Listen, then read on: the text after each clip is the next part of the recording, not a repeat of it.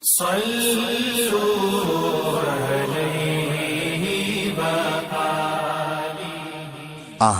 صلی اللہ علیہ وآلہ وسلم پر وحی کا ابتدائی دور اچھے سچے پاکیزہ خوابوں سے شروع ہوا۔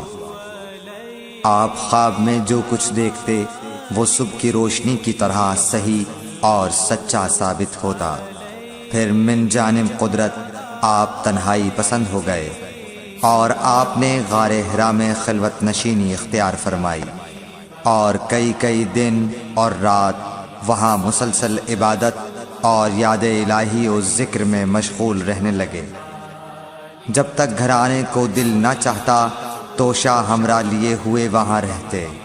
توشہ ختم ہونے پر ہی اہلیہ محترمہ حضرت خدیجہ رضی اللہ تعالی عنہا کے پاس تشریف لاتے اور کچھ توشہ ہمراہ لے کر پھر وہاں جا کر خلوت گزین ہو جاتے۔ یہی طریقہ جاری رہا یہاں تک کہ آپ پر حق منکشف ہو گیا اور آپ غار حرا ہی میں قیام پذیر تھے کہ اچانک حضرت جبرائیل علیہ السلام آپ کے پاس حاضر ہوئے اور کہنے لگے کہ اے محمد پڑھو۔ آپ فرماتے ہیں کہ میں نے کہا کہ میں پڑھنا نہیں جانتا۔ آپ صلی اللہ علیہ وسلم فرماتے ہیں کہ فرشتے نے مجھے پکڑ کر اتنے زور سے بھینچا کہ میری طاقت جواب دے گئی۔ پھر مجھے چھوڑ کر کہا پڑھو۔ میں نے پھر وہی جواب دیا کہ میں پڑھا ہوا نہیں ہوں۔ اس فرشتے نے مجھ کو نہایت ہی زور سے بھینچا کہ مجھ کو سخت تکلیف محسوس ہوئی۔ پھر اس نے کہا کہ پڑھ۔ میں نے کہا میں پڑھا ہوا نہیں ہوں۔ فرشتے نے تیسری بار مجھ کو پکڑا اور تیسری مرتبہ پھر مجھ کو بھینچا۔ پھر مجھے چھوڑ دیا اور کہنے لگا کہ پڑھو اپنے رب کے نام کی مدد سے جس نے پیدا کیا اور انسان کو خون کی پھٹکی سے بنایا۔ پڑھو اور آپ کا رب بہت ہی مہربانیاں کرنے والا ہے۔ بس یہی آیتیں آپ حضرت جبرائیل علیہ السلام سے سن کر اس حال میں غار حرا سے واپس ہوئے کہ آپ کا دل اس انوکھے واقعے سے کانپ رہا تھا۔ آپ حضرت خدیجہ کے ہاں تشریف لائے اور فرمایا کہ مجھے کمبل اوڑھا دو، مجھے کمبل اوڑھا دو۔ لوگوں نے آپ کو کمبل اوڑھا دیا۔ جب آپ کا ڈر جاتا رہا تو آپ نے اپنی زوجہ محترمہ حضرت خدیجہ رضی اللہ تعالی عنہا کو تفصیل کے ساتھ یہ واقعہ سنایا اور فرمانے لگے کہ مجھ کو اب اپنی جان کا خوف ہو گیا ہے۔ آپ کی اہلیہ محترمہ حضرت خدیجہ رضی اللہ تعالی عنہا نے آپ کی ڈھارس بندھائی اور کہا کہ آپ کا خیال صحیح نہیں ہے۔ اللہ کی قسم آپ کو اللہ کبھی رسوا نہیں کرے گا۔ آپ تو اخلاق فاضلہ کے مالک ہیں۔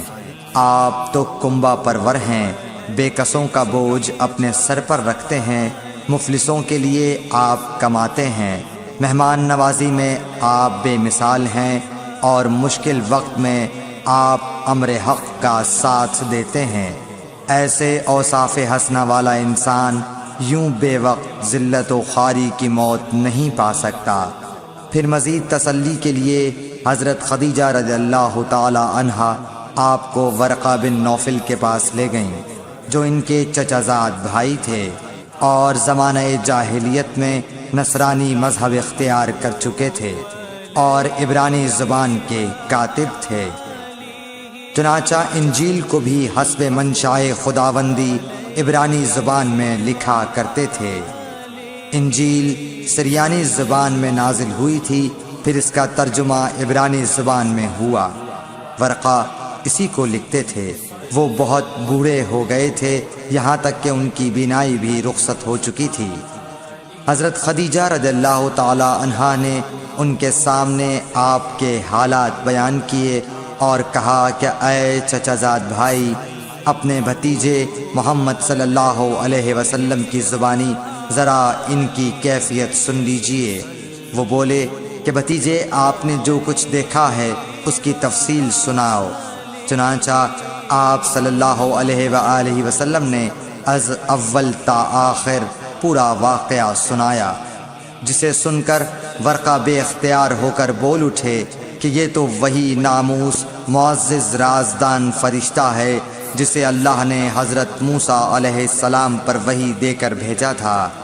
کاش میں آپ کے اس عہد نبوت کے شروع ہونے پر جواں عمر ہوتا، کاش میں اس وقت تک زندہ رہتا جبکہ آپ کی قوم آپ کو اس شہر سے نکال دے گی۔ رسول کریم صلی اللہ علیہ وآلہ وسلم نے یہ سن کر تعجب سے پوچھا کہ کیا وہ لوگ مجھ کو نکال دیں گے، حالانکہ میں تو ان میں صادق و امین و مقبول ہوں۔ ورقہ بولا، ہاں یہ سب کچھ سچ ہے، مگر جو شخص بھی آپ کی طرح امر حق لے کر آیا لوگ اس کے دشمن ہی ہو گئے ہیں۔ اگر مجھے آپ کی نبوت کا وہ زمانہ مل جائے تو میں آپ کی پوری مدد کروں گا، مگر ورقہ کچھ دنوں کے بعد انتقال کر گئے۔